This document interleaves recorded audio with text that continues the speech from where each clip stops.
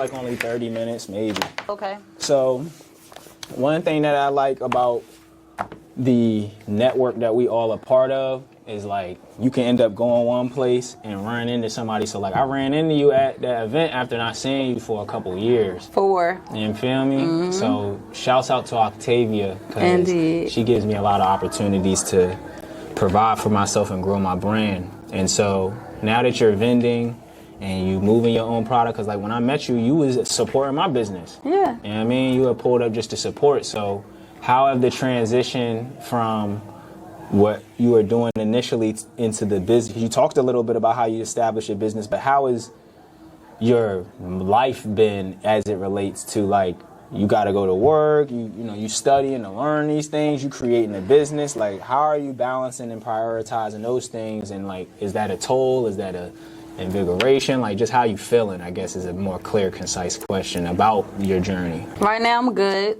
Faith, hope, trust in God. It hasn't been easy. It's been tiring. Like, I'm raising kids too that aren't mine. So me and my mom are raising. I'm a mom. We're raising my sister's kids. So it's like balancing being a mom, working full time.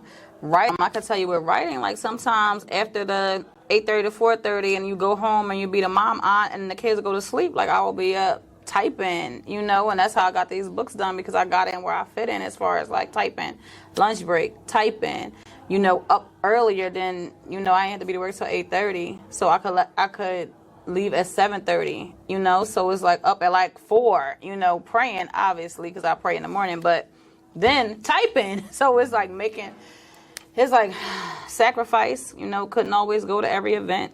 When I wanted to go out and have fun, I couldn't. How I was supporting back then, before I even started all this in like 2020 when I started writing the first book, I just had to shut it down. Like it's like the same, like me being everybody else's cheerleader, I had to be my own cheerleader. So I just had to like bring it in, prioritize me and mine, and then just go hard. Because a lot of people in our network, I foster a community of creatives, and the work-life balance is literally the hardest thing for them. They don't, yeah. A lot of people either be really judgmental to themselves, quit their dreams because like they don't see the progress immediately. So that can be like super discouraging, like, oh, it's not growing fast, people ain't buying, boom, boom, boom. So you want to change the name, and then you go from changing the name to changing this, and then now it's not even the same thing, and then you just give up. Then there's the opposite end of it where it's like, you don't even try. You don't even start because you're like, well, I don't have any time to commit to it entirely. So I don't want to start and be inconsistent, but you really gave some insight on just using that time you had available and being patient with yourself, because like there wasn't really no other room outside of that. Like you already had a life established. This one, the last book, this Thoughts on an Old Soul, was the most challenging. Like I had got caught up, you know, I briefly mentioned that somebody was helping me the end of 21, beginning of 22 with the whole Generation Best Us website and get me started with that. And then I ended up, the tables flipped, and I ended up helping her with her entrepreneurial goal. And it literally took me 9 months. Not saying that, you know, I feel like I did complete these faster than 9 months, but literally I feel like I did start. Like usually as soon as I finish a book, I started the next book. Like I was able to drop The Misconceptions of Single Life not long after The Journey of Self-Love, because when I finished The Journey of Self-Love, I started putting this together. Yeah. And I'm not sure, I don't think that happened right away with this one, but I feel like I did start at the end of 21 writing this, at the end of 21. And literally, it took 9 months. Like I feel like I was really starting to write in January, and it took me until September. Like I finished this almost a year ago. We about to be in July. I'm not even having the book release. Shout out to Octavia. Thank you for me having the book signing release at your space. I'm not even having the book signed and released until September for this book. And it's been finished since September of 2022. The reason why it took me so long to publish it, because I didn't have the money. I ain't had the money saved that was required to, so I had to wait till income tax time, and then that's why. So from September to February. So that's why I got published this year. So, yo, I'm still hyped right now because I'm like, I don't know, maybe it's because you built it up or something, but like this level of perseverance is uncommon. So it's making me be much more, I have to have gratitude for myself even, because Not for not giving up, yes sir. Yo, because it's like, it's so easy to do it, and I'm like, now that I'm in the presence of someone who's pushing through, it's making me appreciate my push through more, because that's the part you don't see.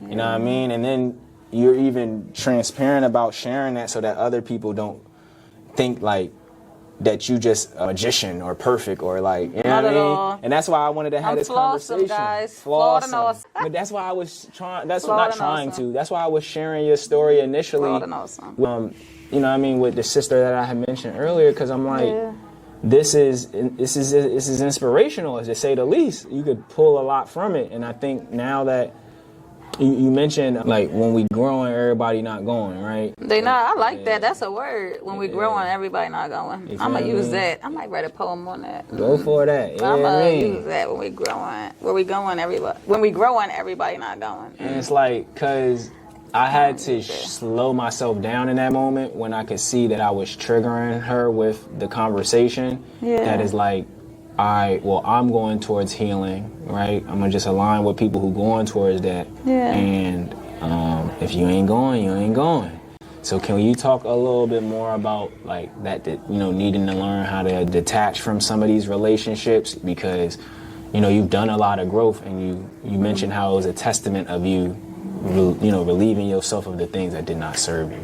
So, do you ever have clothes that don't fit anymore? No, you see me, I'm like a stickhead figure. So, like, yo, gain no weight? I wear the same shirt from 20 seconds.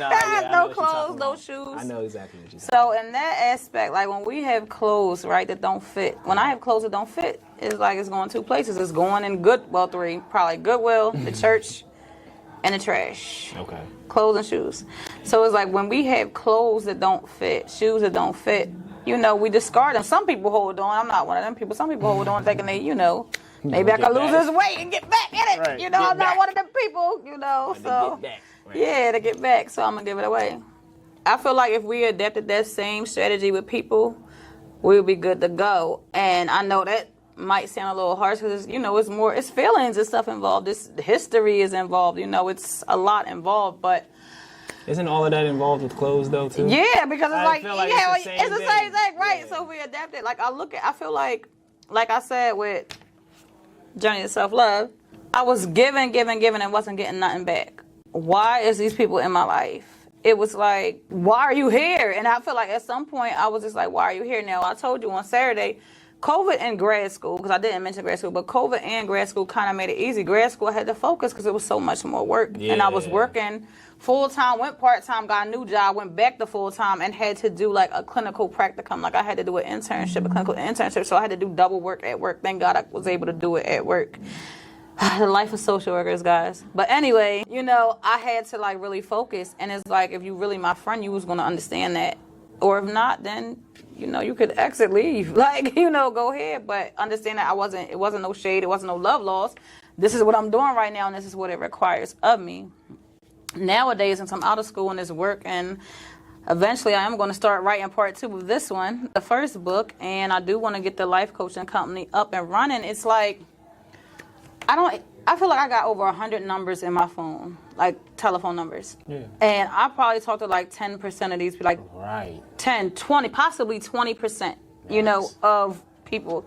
And I really need to and there's no love loss, there's no beef, it's none of that. It's just that, I feel like that saying people are in your life for a season, for a reason. I added for a second or for a lifetime as well, because I feel like sometimes we come across people only a second. I meet great people at the jobs I worked at, and they be great during that time when I'm in that space. But beyond that, I'm not going to be hunting nobody down. It's like, all right, you want to be real friends outside of work? We could do that. If you don't, then don't. Just let me know. Let me know, because I will try. But I feel like it's not always easy for me, because how easy is it to tell somebody, hey, growth doesn't feel good. It's like, it's painful, especially when you love somebody, you're friends with somebody, and it's like, God, I went through that with 2 friends in this book. It's like, stuff happened to where, it didn't have to be said. And I mean, with one, it was some stuff said, but the other one, it wasn't. But it's like, it's painful because it's like, dang, I love this person, but it just don't feel right. It's like putting on some pants that's too tight and my stomach is hurting, or my toes is cramped up in some sneakers. Like, it just didn't feel right. Trying to make it work every single time. Yeah, so it's rocking a hard place. Right. Yeah. So Like, are you going to remove yourself from the situation, the hard place, or are you going to stay on this rock where it hurts more? Like, it boils down to that. Like, how long are you willing to be uncomfortable? How long are you willing to be uncomfortable? Uncomfortable for what? Yes, what are you getting? Yeah, right. What are you even getting? Wow. So that's what it came down to. This is a real good joint, because I'm like, it made me think about how the analogy of old clothes and shoes that just cannot make you comfortable no more.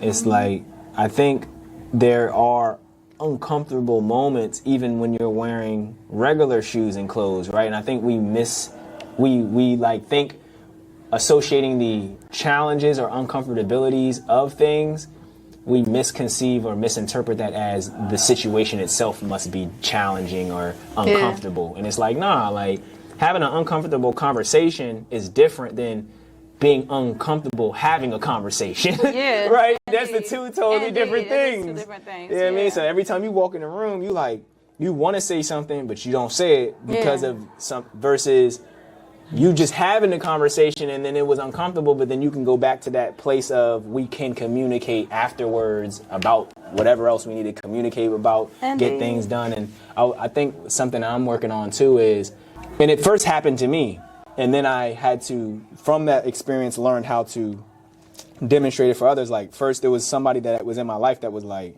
trying to get every little ounce of their being and happiness out of me. And I'm like, bro, or sis, right? And you never, because these days you never know. Yeah. I'm like, queen, I'm like, you got a child, you got a whole family, you got to go to college, you got a job. Like, I cannot be everything on your mind when you wake up to the moment you go to sleep. Like, if I don't text you good morning, you hot. If I don't text you good night, you hot. You got to turn in a paper. Did you turn your paper in? And like, if I say that, then it's like, well, you don't need to worry about that, motherfucker. So it's like, I'm not even a good partner if I can't, you know what I'm saying, make sure you're getting what you need to get done for yourself.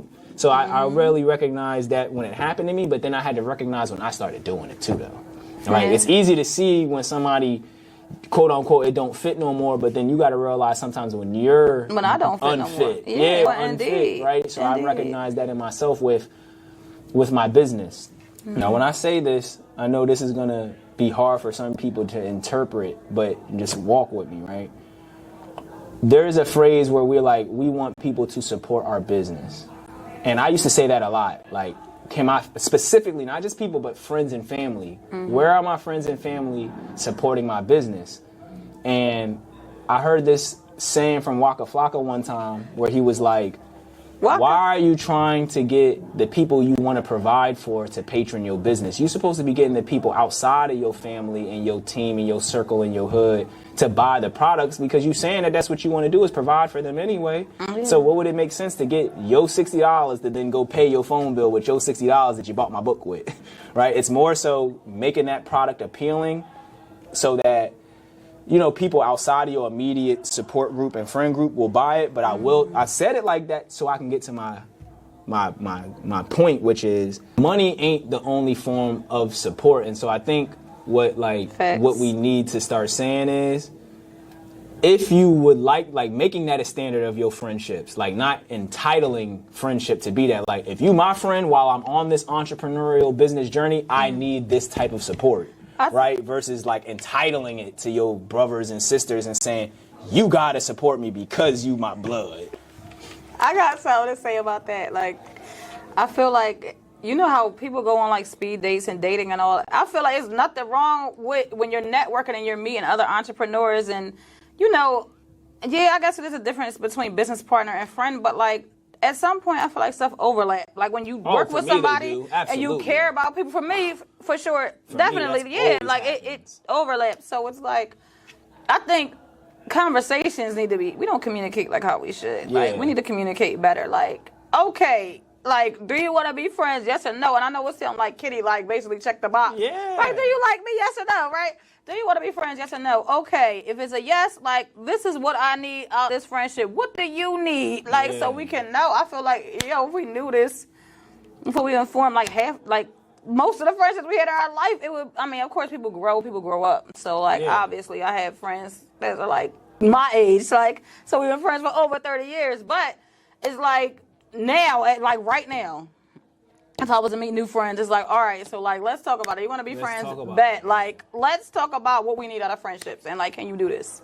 And like, you mentioned reasons and seasons. Like, I have to really, I have a really bad habit of that, where it's like, if I meet you at a job and I think you fly, I'm trying to integrate you in all my life. You got to meet my friends. You got to come to my show. Surface level. Like, I really appreciate. Don't be a surface dweller. Surface level.